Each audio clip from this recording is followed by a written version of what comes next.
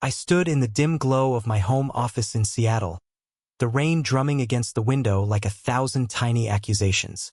My hands trembled as I clutched the printed email, black ink on white paper. Undeniable evidence of betrayal. The words burned into my retinas. Asterisk, last night was unforgettable. Claire, that little black dress clinging to your curves, God, you're a vision. Can't wait to steal you away again. Asterisk, it was signed asterisk T. Asterisk, my wife, Claire, 38, radiant and cunning, had been fucking around behind my back. And I, Daniel Hargrove, 42, a divorce attorney with 2 decades of shredding liars in court, had been too blind to see it. The timestamp? Yesterday. While I was in Portland, wrapping up a deposition, she'd been with him, whoever T was. I'd found it by accident, sorting through a mess of tax documents she'd asked me to organize. The printer had spat out this little gem, buried in her inbox she'd forgotten to log out of on our shared desktop. My pulse hammered. I wanted to smash something, her pristine yoga studio down the hall. Maybe, but I'm a lawyer. I don't break. I build cases. And this was a case I'd win. Let me back up. Claire and I had been married for 12 years. She's a personal trainer, tall, leggy, with auburn hair that falls in waves and a body sculpted by discipline and genetics. Think Scarlett Johansson with sharper cheekbones and a wicked smile that could charm a jury. I'm no slouch myself, 6'2", broad-shouldered, still hitting the gym despite the gray creeping into my dark hair. I've got a reputation in Seattle's legal circles. Ruthless, methodical, the guy you hire when you want your ex's life dismantled. We live in a sleek Capitol Hill townhouse, all glass and hardwood, a testament to our success. Or so I thought. That night I didn't confront her. Not yet. She breezed in at 8 p.m., smelling of lavender and lies, her green eyes sparkling as she kissed my cheek. Hey, babe, how was Portland? She chirped, peeling off her jacket to reveal a tight sweater that hugged her hourglass figure. I forced a smile, bile rising in my throat. Exhausting, I said, watching her move to the kitchen. You? Oh, just a late client session. Her voice was smooth, practiced, too smooth. I filed that away. Evidence Exhibit A. The next morning I started digging. Claire was at the gym and I had the house to myself. I logged into her email. Her password was still Pilates 2020. The lazy mink sand found a goldmine. Dozens of messages from T. Maddox, Tyler Maddox, I presumed, a name that rang a bell. A quick Google search confirmed it. 45, real estate developer, based in Bellevue. Chiseled jaw, slicked back hair, the kind of guy who wore tailored suits and too much cologne. He'd been a client of hers last year, supposedly rehabbing a knee injury. Now, apparently he was rehabbing something else. The emails were a slow burn of flirtation turned filthy. Your ass in those leggings yesterday, criminal, he'd written 2 weeks ago. Asterisk, dinner at Canlis tomorrow? Wear something I can peel off you. Asterisk, her replies were coy, then eager. Asterisk, your trouble, Ty. I'll bring the red heels. Asterisk, my stomach churned, but I kept reading, piecing it together. Dates, times, hotels. The Fairmont Olympic downtown. A weekend in Whistler she'd claimed was a girls' trip. I cross-referenced her calendar, every lie lined up like dominoes. I needed more. I called my paralegal, Jess Carter, 29, a whip-smart brunette with a pixie cut and a knack for digging up dirt. She answered on the first ring, her voice crisp. Boss, what's up? You sound pissed. Personal favor, I said, keeping it vague. Tyler Maddox, real estate guy, Bellevue. I need everything, finances, properties, anything juicy. She didn't hesitate. On it. You okay, Dan? Fine, I lied. Just get it fast. Next, I texted my buddy Mike Russo, 44, a PI I'd used for years. Stocky, balding, with a boxer's nose and a smoker's rasp.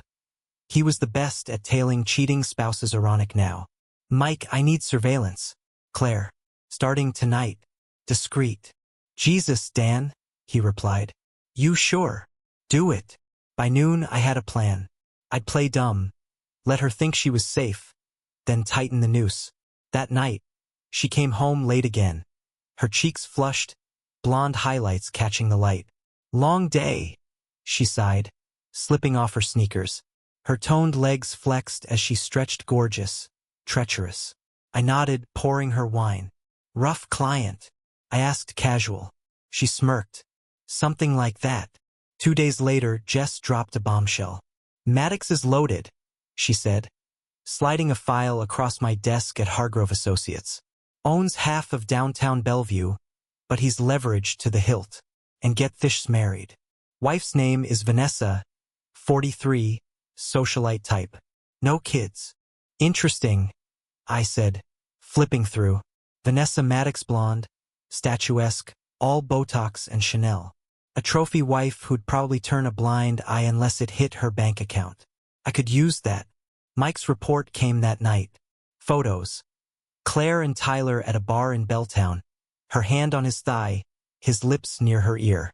Then the Fairmont arm in arm. My chest tightened, but I stayed calm. Got an address? I asked over the phone. Yeah, Mike rasped. His condo in Bellevue. They're there now. I drove out, rain slicking the I-90 bridge. The condo was a glass tower, all modern excess. I waited in my Audi, watching. At 11 p.m., Claire emerged, her hair tousled, lips redder than usual. Tyler followed, grabbing her waist. She laughed a sound I hadn't heard in months. I snapped photos with my phone. Evidence Exhibit B.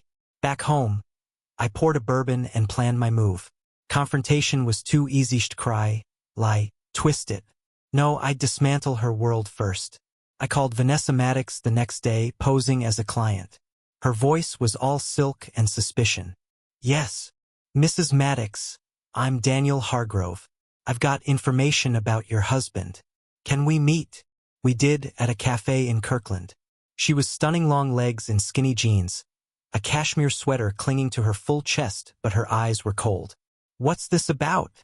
She demanded, sipping an espresso. Your husband's screwing my wife, I said flat out. Claire Hargrove, personal trainer. Ring a bell. Her jaw tightened.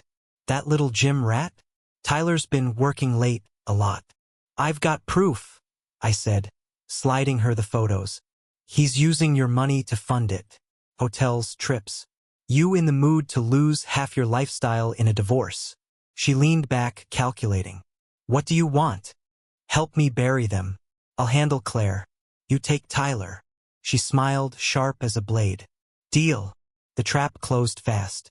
Vanessa cut Tyler off Fro's accounts, hired her own lawyer. I saw the fallout on his face when Mike tailed him next. Haggard, pacing outside Claire's gym. Meanwhile, I played the doting husband. Let's do dinner, I told Claire Friday night, her blue eyes narrowing slightly. Sure, she said, hesitant. She wore a navy dress that hugged her hips, her perfume a weapon. We went to the Pink Door, cozy, romantic, the last place she'd expect a showdown. Halfway through appetizers, I slid the email across the table. Explain this, I said, voice low, her face drained of color. Dan, I cut in. I've got dates, photos, bank records. Tyler Maddox. How long? She stared, then defiance flared. 6 months. You're always working, Dan. I was lonely. Lonely? I laughed. Bitter. You fucked him in Whistler while I paid the bills. You're not perfect either, she snapped. All your late night stint pretend you're a saint. I'm not, I said, leaning in. But I didn't break us. You did. She stood, trembling. I want a divorce. Funny, I said, sipping my wine. I've already drafted it. You'll get nothing, adultery clause. Checkmate. She stormed out, leaving her purse. I paid the bill, calm as hell. Weeks later, the fallout was chaos. Vanessa gutted Tyler in Coeur that was broke, living in a shitty apartment. Claire moved out, crashing with a friend, her gym business tanking from the scandal. I kept the house, the dog, my sanity mostly. Jess got a raise for her loyalty. Mike got a bonus and a case of beer. But here's the kicker. Last night, I found a new email on Claire's old account, forgotten to unlink it. From Tyler. Asterisk. I miss you. She took everything. Let's run away. Asterisk her reply. Asterisk maybe. I'm done with this city. Asterisk. I sit here now, bourbon in hand, rain still falling. Do I let her go? Do I chase her down? Finish the job? Trust's dead? Love's a ghost? And marriage? Contract I should have read closer. Maybe I'll call Vanessa tomorrow, see if she's free for a drink. Or maybe I'll just start over, alone.